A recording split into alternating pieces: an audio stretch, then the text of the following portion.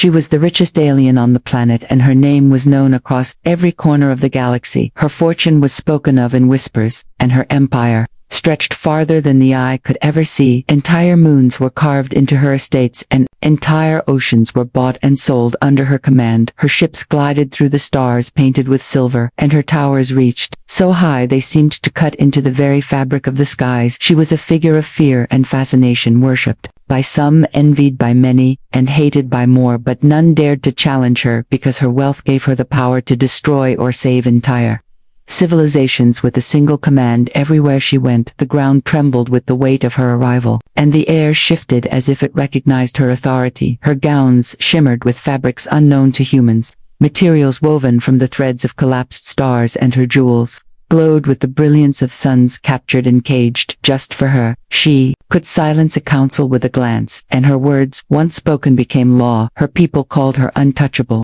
a goddess of fortune and power, and yet behind her glittering crown, behind the endless treasures and titles, there was a secret she could never escape, a wound that never healed. For all her wealth, for all her might, she carried a sorrow so deep that no diamond, no gem, no empire could bury it. Her child, her only child, was born fragile and disabled, unable to run through the gardens of light or speak the words that echoed in her own heart. The machines she built to heal the child failed. The doctors she paid across galaxies failed. Even the mystics who claimed to bend the laws of time failed. Her child remained bound to a chair that hovered softly through the halls, silent eyes watching the world but never fully touching it. At night, when her armies rested and her cities slept, she would sit beside the child and touch the small, delicate hands, so cold, yet so full of life. She would whisper promises of better tomorrows, even though she knew those tomorrows would never come. She would hold the child against her chest and pretend that the heartbeat she felt was strong and steady. She would imagine her child running through alien fields, laughing under twin suns, and calling out to her with a voice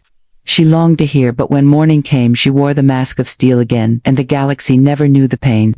Hidden beneath her crown, the galaxy envied her fortune, but she envied the smallest things that others took for granted: the sound of a child laughing, the sight of a child walking, the simple joy of a child speaking her name. No amount of money could buy these moments, and no throne could erase her despair. She ruled the stars, but she was powerless to heal the only soul who mattered to her, the one soul that kept her alive. Her only child was born fragile, and from the very first day she knew that all the power and fortune in the universe could not protect the one thing she loved most. The child did not move like others, did not speak like others, and while other children learned to run and laugh, hers remained in silence. The doctors who came from distant worlds spoke in languages filled with science and theory. They promised solutions. They promised miracles, and for every promise she paid with jewels and gold and the riches of entire star systems. But every time the result was the same: the child remained unchanged. She traveled across galaxies searching for anyone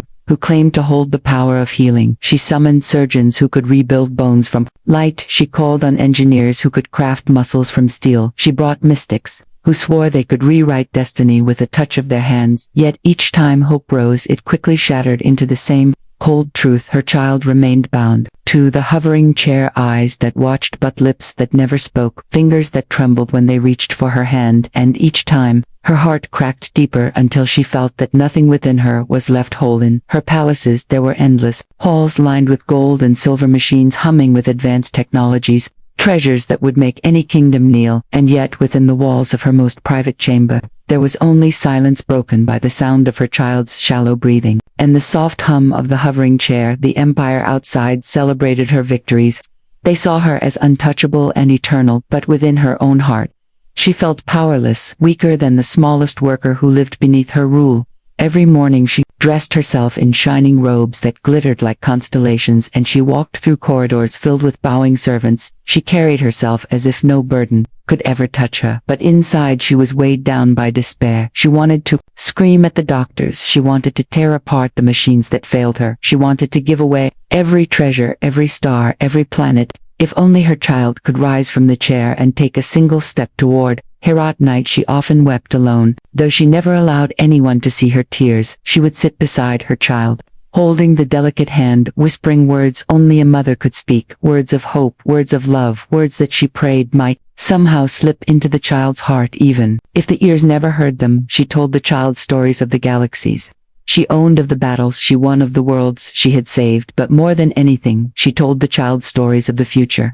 She longed to see a future where they could walk together, laugh together, and share the joy that had been stolen from them despite all the failures, despite all the shattered hopes. She never stopped searching. She believed that somewhere out there, beyond the stars, beyond the worlds she ruled, there had to be someone who could give her child the chance at life that no amount of wealth had yet been able to buy. In her palace of light and steel, where walls stretched endlessly and floors gleamed brighter than polished stars, there worked many servants of different worlds. Some came from noble families, seeking favor. Others came from distant planets, hoping for fortune. But among them was one who was different, a simple human janitor, whose name no one bothered to remember. He wore faded clothes that smelt faintly of cleaning oil, and his hands were rough from years of work, yet he moved with quiet patience, sweeping and scrubbing the endless halls that others only admired. The alien billionaire rarely noticed the workers in her palace, for they were countless like grains of sand, each one invisible against the shine of her empire. Yet this janitor carried himself with a calm dignity. He did not rush, and he did not complain. His broom scratched against the silver floors, his mop soaked in water that shimmered like liquid light, and while the palace glittered with jewels and technology, he simply focused on his task, never asking for more than the chance to work another day. Most of the staff ignored him.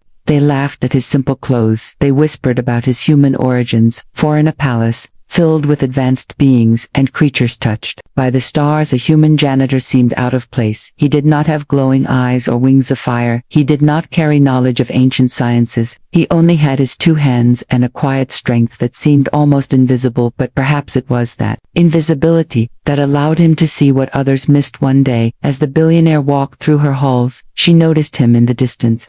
His back bent as he polished the floor near the chamber where her child often sat, the chair hovering softly. As machines buzzed around, she would not have given him a second glance, but something caught her attention. The way his movements slowed when he passed the child, the way his eyes softened as if he saw not weakness, but something precious. The child dropped a small crystal toy, its edges glowing faintly with alien light. It rolled across the floor, and the attendants nearby did not move. They had been trained only to obey the orders of their mistress and nothing more. But the janitor, without hesitation, stepped forward. He knelt down and picked up the toy, his rough hand cradling it as if it were made of fragile glass. He placed it gently into the child's trembling fingers and offered a small smile, a smile that spoke of warmth, a smile that carried no judgment, only kindness. From a distance, the billionaire stood frozen.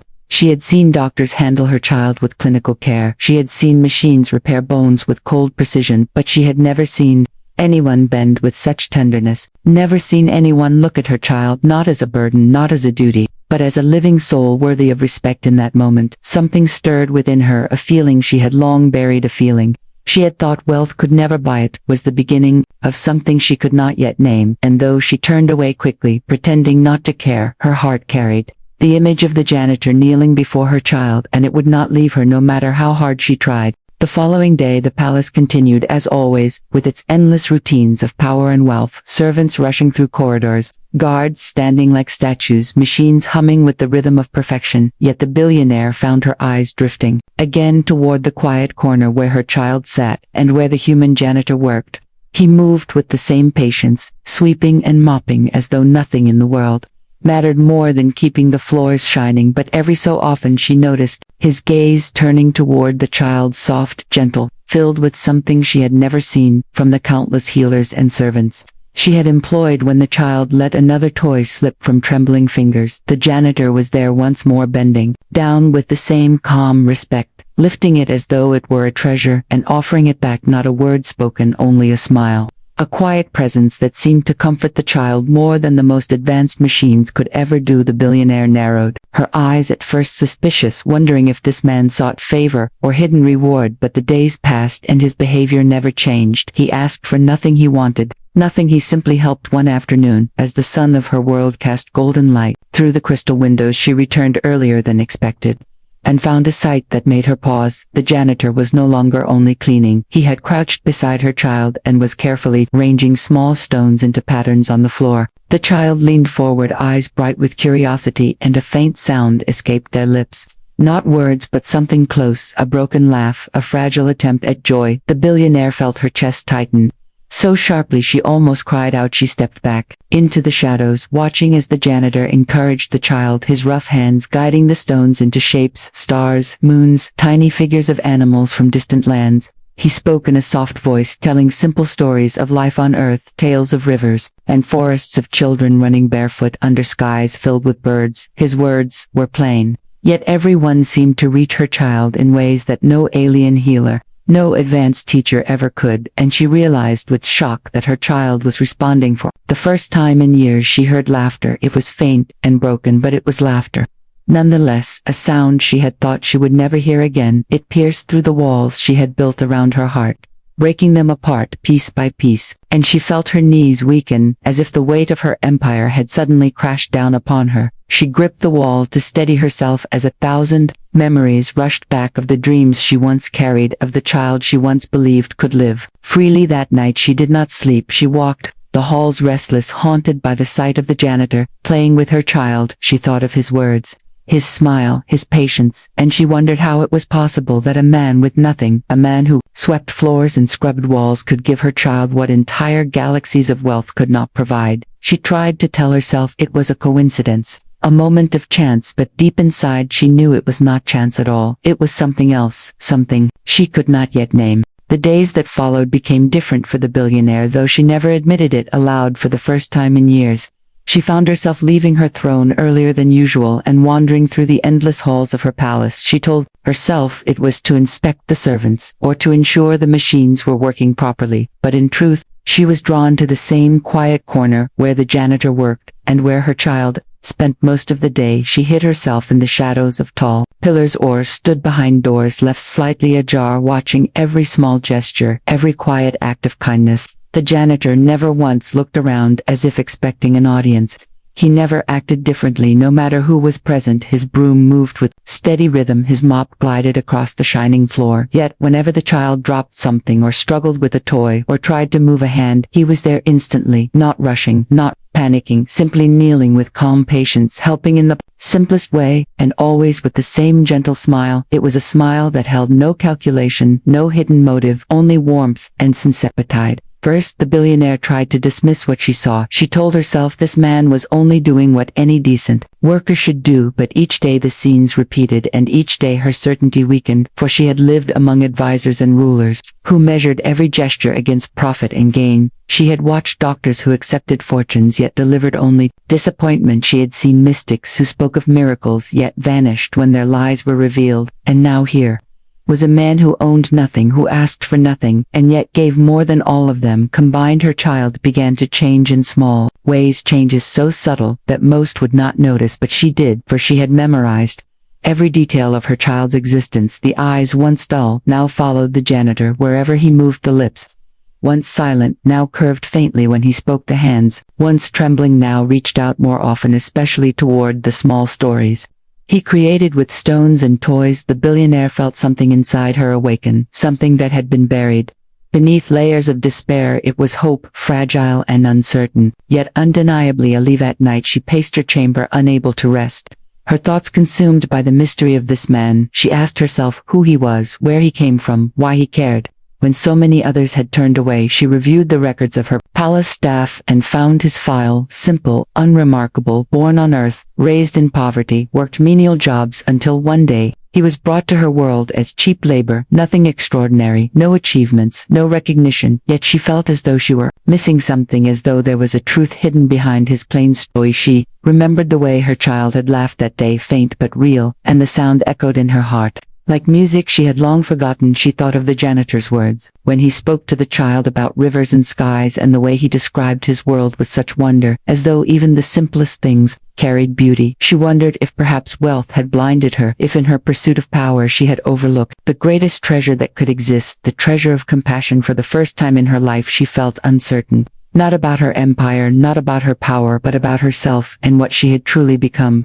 The morning was bright with the glow of twin suns casting golden beams across the crystal walls of the palace. Servants hurried through their routines. Machines hummed softly, and the great halls shone as if polished by the stars themselves. But the billionaire moved with restless steps, her mind weighed down by thoughts she could no longer ignore.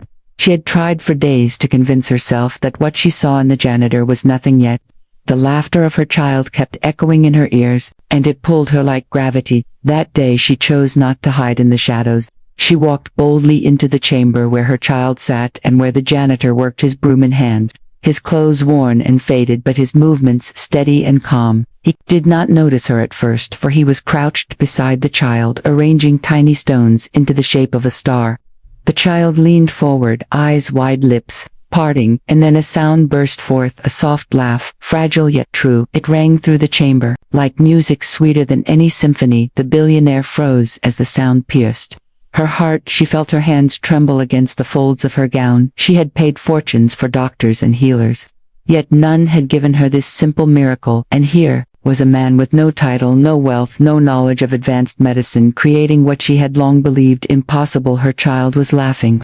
Her child was alive in a way she had not seen since birth, and the sight filled her with both joy and confusion. Janitor looked up, finally noticing her presence. He stood quickly, his posture straight, though his eyes held no fear, only respect. He bowed slightly, but she raised her hand, stopping him, her gaze fixed not on him but on her child, who still giggled softly at the stones. She felt tears burn behind her eyes, though she refused to let them fall in front of anyone.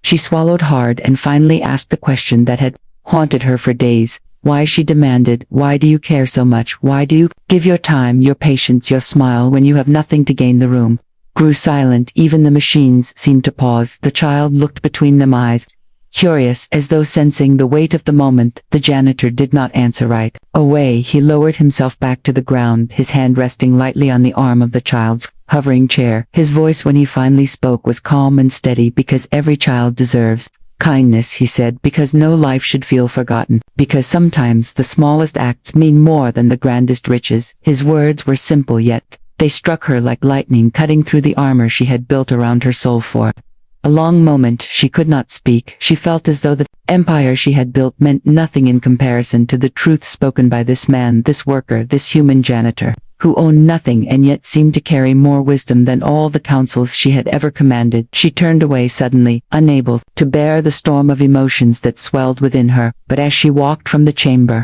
she carried his words with her, and they refused to let her go. The morning was bright with the glow of twin suns casting golden beams across the crystal walls of the palace. Servants hurried through their routines. Machines hummed softly, and the great halls shone as if polished by the stars themselves. But the billionaire moved with restless steps, her mind weighed down by thoughts she could no longer ignore. She had tried for days to convince herself that what she saw in the janitor was nothing, yet the laughter of her child kept echoing in her ears, and it pulled her like gravity. That day she chose not to hide in the shadows. She walked boldly into the chamber where her child sat and where the janitor worked his broom in hand, his clothes worn and faded but his movements steady and calm. He did not notice her at first, for he was crouched beside the child, arranging tiny stones into the shape of a star. The child leaned forward, eyes wide, lips parting, and then a sound burst forth, a soft laugh, fragile yet true. It rang through the chamber, like music sweeter than any symphony. The billionaire froze as the sound pierced her heart. She felt her hands tremble against the folds of her gown. She had paid fortunes for doctors and healers, yet none had given her this simple miracle. And here was a man with no title, no wealth, no knowledge of advanced medicine, creating what she had long believed impossible. Her child was laughing. Her child was alive in a way she had not seen since birth, and the sight filled her with both joy and confusion. Janitor looked up, finally noticing her presence. He stood quickly, his posture straight, though his eyes held no fear, only respect. He bowed slightly, but she raised her hand, stopping him, her gaze fixed not on him but on her child, who still giggled softly at the stones. She felt tears burn behind her eyes, though she refused to let them fall in front of anyone.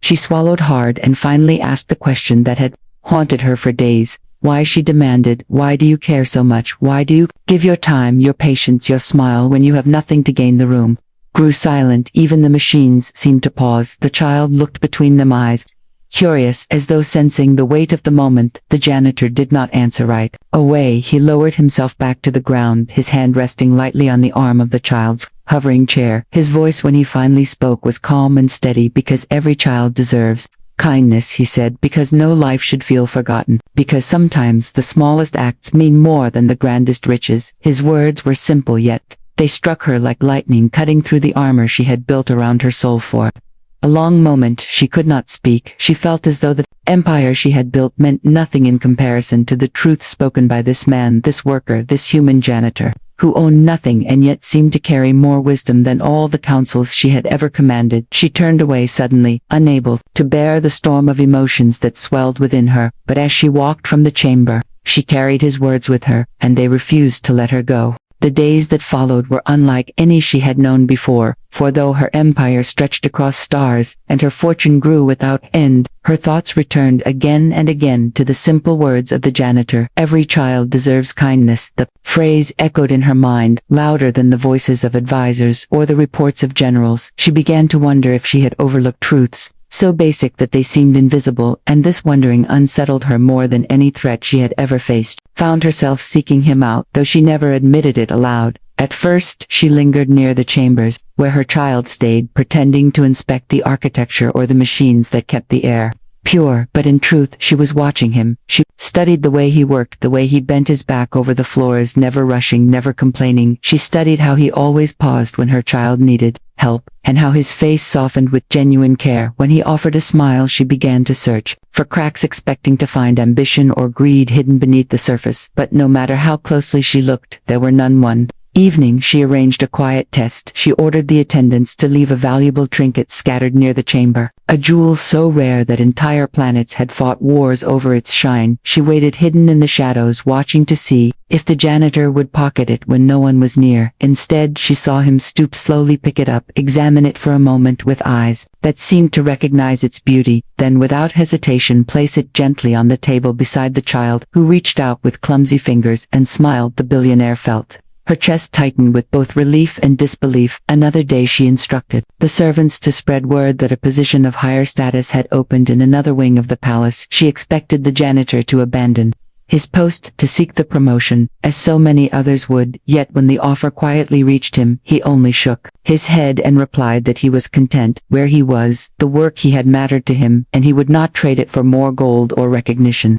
The attendants were baffled, but the billionaire, who listened through hidden monitors, felt her heart stir. Again, slowly, her suspicion gave way to curiosity, and curiosity gave way to something she dared not name. She began to join the moments she once only observed, stepping into the chamber to sit silently while the janitor played with her child. At first, she stood stiff, watching every move, waiting for him to slip, waiting for proof that his kindness was only performance. But as the hours passed, she saw her child laugh again. She saw eyes once dim shine brighter than the jewels she wore, and she felt something within her break. One night she could no longer contain the storm. Inside, she entered her private hall, stood before the endless mirrors that lined the walls, and stared at her reflection. The glittering robes, the crown of power, the jewels that pulsed with captured starlight, and for the first time in her life she felt empty. She whispered the janitor's words to herself. Every child deserves kindness, and she realized she had spent so long building empires that she had forgotten the most basic truth of all. The palace was alive with its usual rhythm of power and wealth. Ships came and went, carrying riches from distant worlds. Councils awaited her orders. Generals prepared for battles, yet none of it felt real to the billionaire anymore, for her thoughts were consumed by the moments she shared in silence with her child and the janitor she could not ignore.